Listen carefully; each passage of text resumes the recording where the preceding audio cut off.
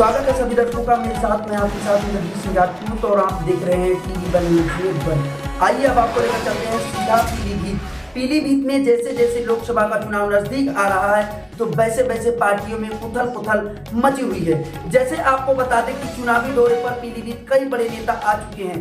आपको बताते चले कि 2 अप्रैल को पीलीभीत में मुख्यमंत्री योगी आदित्यनाथ आए थे, उन्होंने एक जनसभा को संबोधित किया। तो वहीं 9 अप्रैल को भारत के प्रधानमंत्री नरेंद्र मोदी पहुंचे थे, उन्होंने विशाल जनसभा को संबोधित किया। उनके समर्थकों में काफी उत्साह देखने को मिला। तो आज वहीं 12 अप्रैल को पीलीभीत के पूरनपुर में सपा मुखिया अखिलेश यादव ने एक जनसभा को संबोधित किया। जनसभा के संबोधन के दौरान अखिलेश यादव बीजेपी सरकार को लगातार घेरते नजर आए। अखिलेश यादव ने बीजेपी सरकार पर जमकर निशाना साधा। तो वहीं कई मुद्दों पर अखिलेश यादव ने बीजेपी सरकार को घेरा।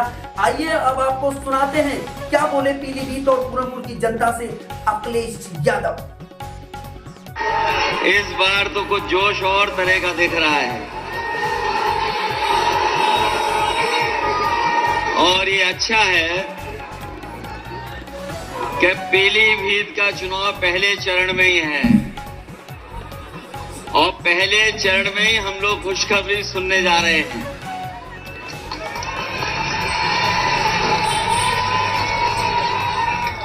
मंच पर हमारे साथ समाजवादी पार्टी के प्रत्याशी पूर्व मंत्री भगवत सिंह गंगवार जी, पार्टी के हमारे विधायक अताउर रहमान साहब, पार्टी के जिला अध्यक्ष जगदेव सिंह जग्गा जी, कांग्रेस पार्टी के हमारे जिला अध्यक्ष हरप्रीत पाल सिंह जी, समाजवादी पार्टी के रही यहां से प्रत्याशी श्रीमती आरती महेंद्र,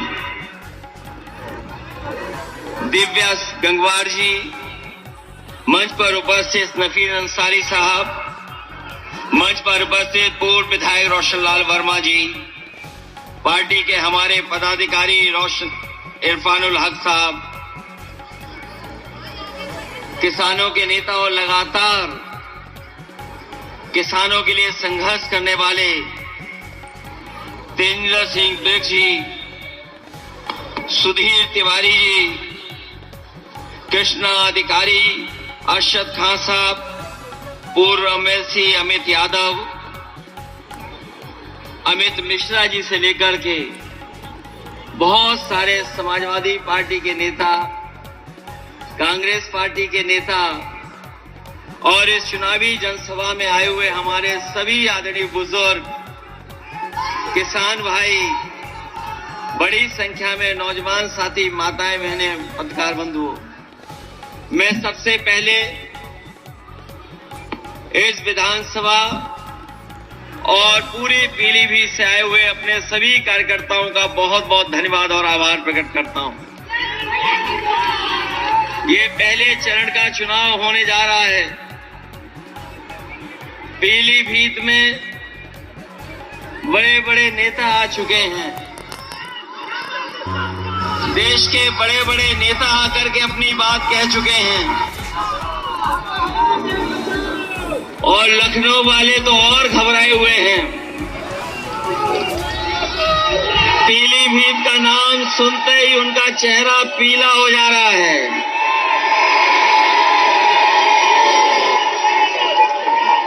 पीलीभीत का नाम सुनते ही भारतीय जनता पार्टी के तमाम नेताओं का चेहरा पीला हो जा रहा है और ये इसीलिए हो रहा है कि यहाँ की जनता ने इस बार मन बना लिया है और समाजवादी पार्टी को ऐतिहासिक वोटों से जिता करके भेजना चाहती है। हमारे यहाँ किसान भाई हैं, ये जानते होंगे कि किसान भाइयों का आंदोलन पूरे देश में चला है। कोई ऐसा किसान नेता नहीं जो किसान आंदोलन से न जुड़ गया हो। और जो लोग दिल्ली या बाहर जाकर के आंदोलन नहीं कर पाए, उनका भी समर्थन किसान आंदोलन में रहा।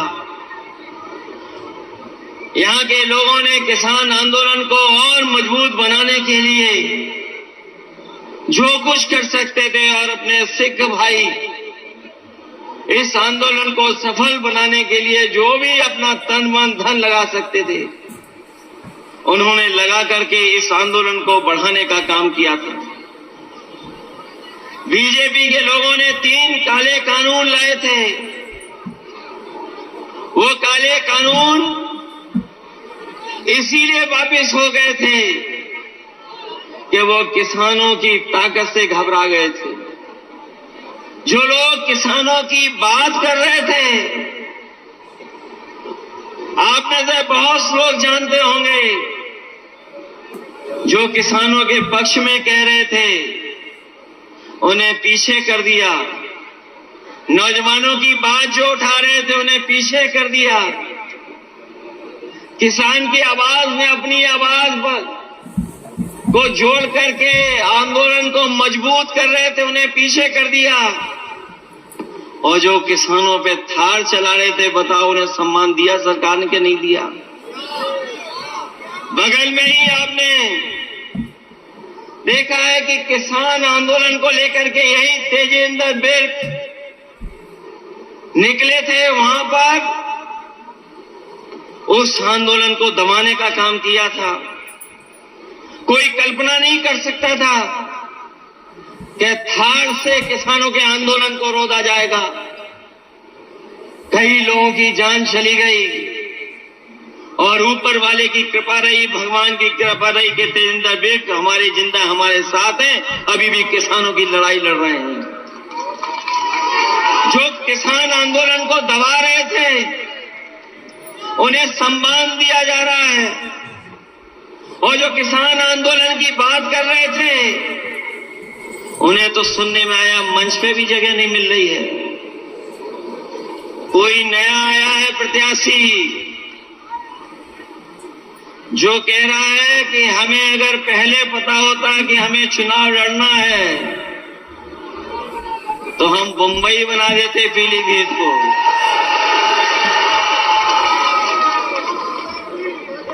ये कौन सी बात है भाई कि प्रत्याशी कह रहे थे, बीजेपी के प्रत्याशी कह रहे हैं कि उन्हें पहले ही पता होता तो वो बंबई बना देते। हम उनसे कहते हैं इसको बंबई मत बनाओ। बंबई का जो काम होता है थोड़ा वो ही करके दिखा दो यहां पर। वैसे तो हमारी बंबई शहर अर्थव्यवस्था की राजधानी है। अर्थव्यवस्था के लिए जाना जाता है, राजधानी अर्थव्यवस्था की। लेकिन वहां नाच गाना भी होता है, लोग उसके लिए भी बंबई जाते हैं। ये बीजेपी के प्रत्याशी कौन सा पीलीभीत बनाना चाहते हैं, इनके बारे में पता नहीं है आपको। ये कई दल घुमाए हैं, इनका मामला सेटिंग हो जाता तो दूसरे दल में भी चले जाते। बनने को तो कुछ और थे, बनाया तो कुछ और जाना था इन्हें, लेकिन इन्हें सड़क मंत्री बना दिया गया है। और सड़क मंत्री ही बनते बताओ कितने रुपए का घोटाला किया था, किसी को याद है? उत्तर प्रदेश के सब रिकॉर्ड तोड़ दिए थे। ट्रांसफर पोस्टिंग को लेकर के उत्तर प्रदेश के सब रिकॉर्ड टूट गए। तब इनके अधिकारी ओवैसी को हटाना पड़ा था। क्या पीलीभीत की सब सड़कें गड्ढा मुक्त हो गई हैं क्या? ये मंत्री जी बताएं, 40,000 करोड़ से ज्यादा 40,000 करोड़ से ज्यादा पैसा गड्ढा मुक्ति में ये बीजेपी खर्च कर चुकी है। कहीं गड्ढे भर गए क्या? और जो काम समाजवादियों ने कभी किया था पूर्ण सड़क को लेकर के, उनको भी ये सरकार पूरा नहीं कर पाई है। और अपनी जो योजनाएं चलाई गई हैं उनको भी पूरा नहीं कर पाई है सरकार। और चुनाव बाद पता नहीं कहां चले जाएंगे ये। जो मंत्री होता है उसका सांसद बनकर के दिल नहीं लगता है, इसलिए जानबूझ करके थोपा जा रहा है इन्हें कि पैसे वाले हैं चुनाव लड़ लेंगे, पैसे वाला मामला है उसमें चुनाव लड़ लेंगे। लेकिन यहां का किसान, यहां का गरीब, यहां का नौजवान बीजेपी के लोगों को सबक सिखाने जा रहा है। एक एक वोट दे करके समाजवादी पार्टी को जिताएगा। जब से ये दिल्ली वाले आए हैं महंगाई तो बढ़ाई है, और महंगाई इतनी बढ़ाई है जिसकी आप कल्पना नहीं कर सकते। महंगाई बढ़ती चली जा रही है, चाहे वो डीजल हो, पेट्रोल हो, जरूरत के सामान हो, उन सबको महंगा कर दिया सरकार ने। 2014 से लेकर के 2024 का हिसाब लगाए महंगाई का, बताओ महंगाई कितना गुना बढ़ गई है। अगर हिसाब किताब लगाओगे तो महंगाई कई गुना कई चीजों की बढ़ी है। ये सरकार महंगाई नहीं रोक रही, और जब महंगाई रोकनी थी तो इन्होंने चंदा वसूलने का काम किया। आप में से पढ़ा होगा लोगों ने कि ये दावा कर रहे हैं कि भ्रष्टाचारी बचेंगे नहीं, लेकिन भ्रष्टाचार बढ़ाने का काम कोई कर रहा है तो वो भारतीय जनता पार्टी के लोग कर रहे हैं। और ये नया तरीका निकाला है दिल्ली वालों ने। ये इलेक्टोरल बॉन्ड जो बनाए गए हैं, इलेक्टोरल बॉन्ड के माध्यम से बताओ वसूली हो रही है कि नहीं हो रही है। और ऐसी वसूली तो दुनिया में नहीं होगी। जिस कंपनी का कोई कारोबार नहीं, जिस कंपनी का मुनाफा कुछ भी नहीं, वो उस कंपनी से सरकार ने वसूला है पैसा।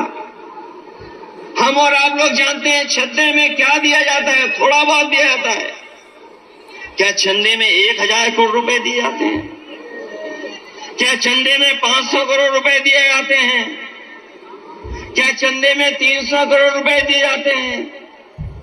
ये सरकार ऐसी है जिसने इलेक्टोरल बॉन्ड के नाम पर बड़े बड़े उद्योगपतियों को सीबीआई, ईडी, इनकम टैक्स से डरा करके इन्होंने वसूलने का काम किया है।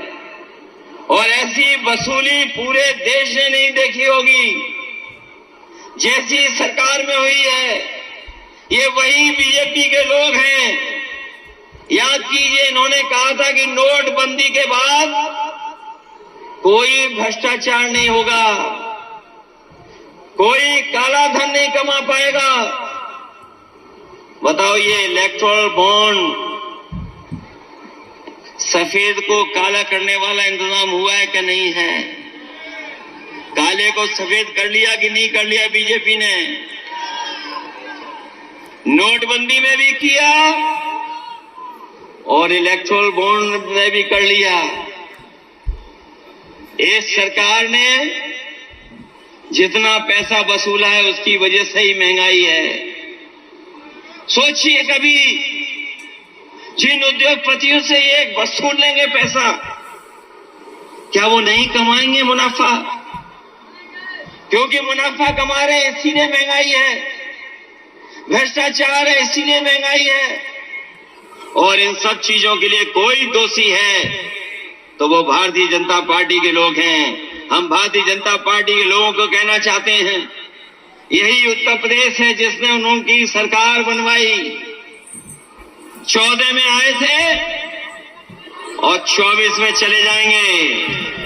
उत्तर प्रदेश के लोग अगर स्वागत अच्छा करते हैं तो जब विदाई करेंगे तो विदाई भी बड़ी धूमधाम से भारतीय जनता पार्टी के लोग करेंगे। इनकी गारंटी याद है आपको? ये बीजेपी की गारंटी नहीं है। जिस तरीके से इन्होंने कोरोना में थाली और ताली बजवाई थी, याद है कि नहीं याद है? इसी तरह की बीजेपी की गारंटी नहीं, ये घंटी है। इनकी घंटी याद है आपको? याद है कि नहीं याद है?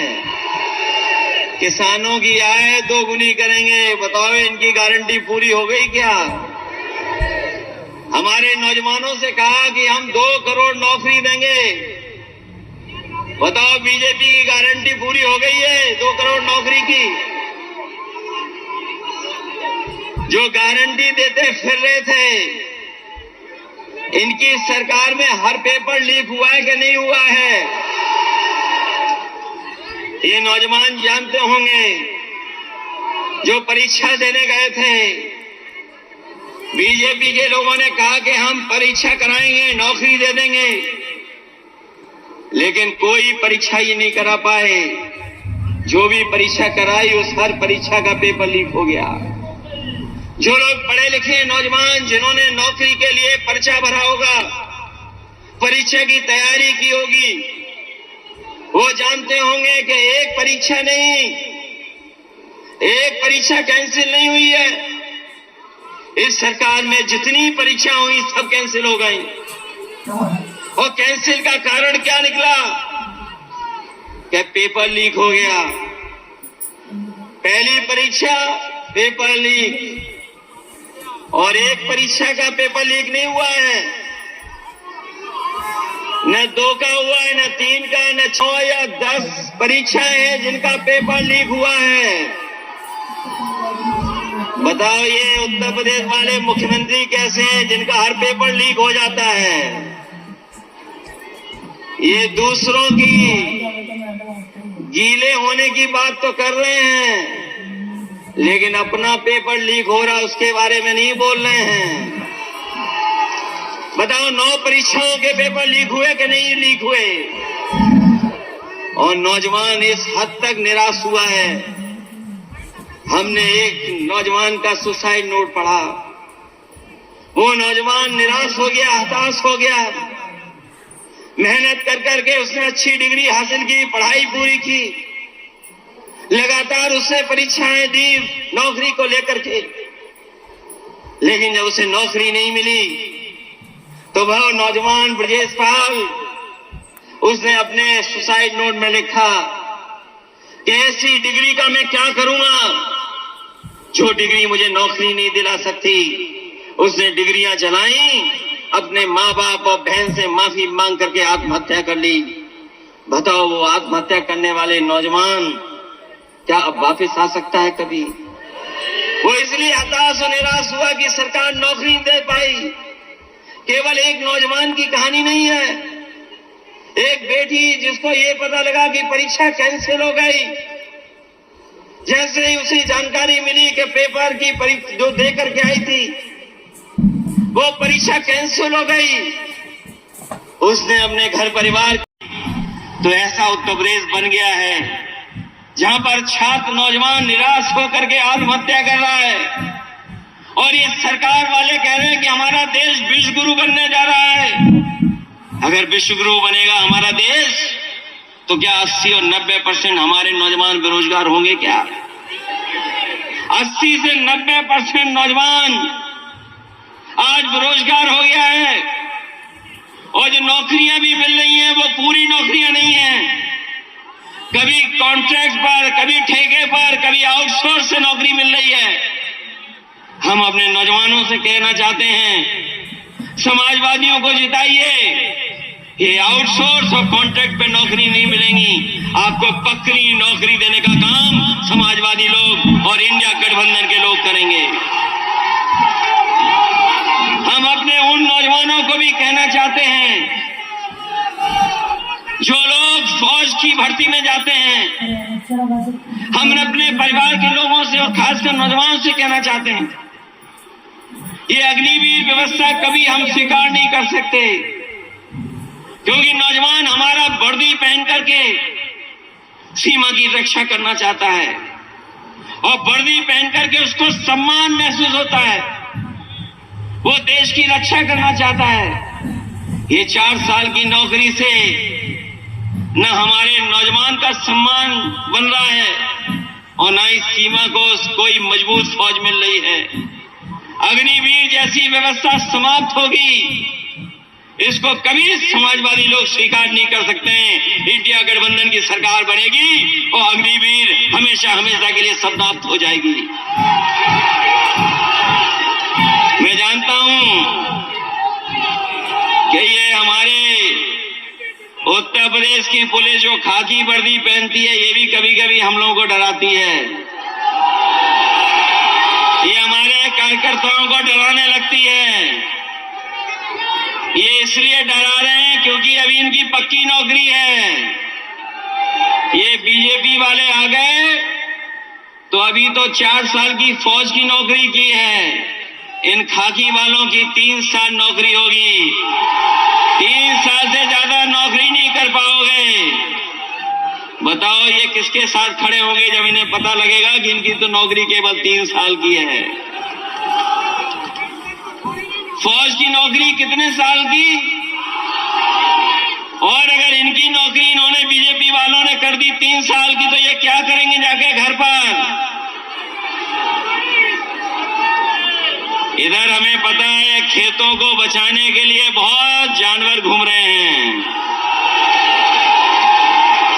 सड़कों पर जानवर, गांव में खेती में जानवर, और पीलीभीत में तो जंगली जानवरों से किसान परेशान है। हमारे देश के और प्रदेश के बड़े बीजेपी के नेताओं को सब पता रहता है, लेकिन उन्हें ये नहीं पता है कि पीलीभीत में लगभग 300 किसानों की जान जा चुकी है, गरीबों की जान जा चुकी है। बताओ जान गई है कि नहीं गई है जानवरों से। जंगल से जानवर आ रहे हैं, कभी खेत का नुकसान कर रहे हैं, कभी हमारे आम लोगों का नुकसान कर रहे हैं, जान ले रहे हैं। और एक बात तो ऐसा वीडियो वायरल हुआ था, हमने देखा था कि दीवार पर टाइगर घूम रहा था और पीलीभीत के लोग उसे रोक रहे थे। ये बीजेपी वालों को नहीं पता है, क्या बीजेपी की गारंटी में था या नहीं था। मुझे याद है 2022 के चुनाव में देश के प्रधानमंत्री कह के गए थे कि बीजेपी की सरकार बना दो, हमने ऐसा इंतजाम किया है, ऐसा अच्छा ठोस योजना बनाई है कि 15 दिन के अंदर जानवर की समस्या का समाधान कर देंगे। बताओ सरकार बने कितने दिन हो गए हैं, अब तो 7 साल हो गए उत्तर प्रदेश की सरकार के, दिल्ली वालों के 10 साल हो गए। बताओ 17 साल का हिसाब किताब लोगे कि नहीं लोगे आप लोग। ये नौजवान हमारा फार्मूला याद रखें, ये बीजेपी वाले इसलिए घबराए हुए हैं क्योंकि इन्होंने जो परीक्षा लिखाई और परीक्षा के जो पेपर लीक हुए हैं, उससे 70 लाख नौजवान घर वापस चला गया निराश होकर के। और अगर 70 लाख गया है निराश होकर के और केवल हम उसके माँ बाप को जोड़ दें, तो बताओ इनके परिवार से 3 सदस्य नाराज हो गए कि नहीं हो गए। अगर 70 लाख लोग निराश होकर गए, नौजवान जिन्हें नौकरी का भरोसा दिलाया था, और इन्हीं 70 लाख को अब अगर हम 3 सदस्यों से गुणा कर दें तो 1 करोड़ 80 लाख हुए लोग कि नहीं हुए। और 1 करोड़ 80 लाख का अगर हम भाग दे दें 80 लोकसभाओं से, तो बताओ 2,25,000 वोट इनका हर लोकसभा में कम हुआ है कि नहीं कम हुआ है। बताओ पीलीभीत में तो ज्यादा वोट कम हो गया है, औरों लोकसभाओं में तो 3-3 लाख वोट कम हुआ है बीजेपी का। लेकिन पीलीभीत में तो ज्यादा वोट कम हो गया बीजेपी का। अभी तक तो हमें यही पता लग रहा है लखनऊ में कि इस बार पीलीभीत में साइकिल चल रही है, इंडिया गठबंधन जीत रहा है। ये पीलीभीत हमारी बांसुरी के लिए भी जाना जाता है। ये बात तो प्रधानमंत्री जी भी जान गए कि बांसुरी के लिए जाना जाता है, लेकिन पीलीभीत की जनता तो तब चैन की बंसी बजाएगी जब भारतीय जनता पार्टी यहां से जाएगी। चैन की बंसी तभी बजेगी कि नहीं बजेगी? ये याद रखोगे कि किस तरह नुकसान किया इन्होंने। हमारे हर वर्ग के लोगों को दुखी कहने के नहीं दुखी किया। हम तो अपने सभी गुरुओं, संत और सबको प्रणाम करते हैं और अपने सिख भाइयों से भी कहेंगे कि इन्होंने अपने मान सम्मान से कभी समझौता नहीं किया और कभी भी अगर देश की रक्षा के लिए इन्हें अपनी जान भी न्यौछावर करनी पड़ी होगी तो हमारे सिख समाज के लोग कभी पीछे नहीं हटे होंगे। इसलिए हमारे सिख समाज ने देखा है किस तरीके से आंदोलन चला था, कितने लोगों की जान चली गई। बताओ इस चुनाव में दिल्ली वालों को सजा दोगे कि नहीं सजा दोगे? अपने वोट से इनको सजा दिलाओगे कि नहीं? ये हमारे आपके भविष्य का चुनाव तो है ही है, लेकिन ये देश के भविष्य का चुनाव भी है। ये चुनाव संविधान बचाने का भी चुनाव है।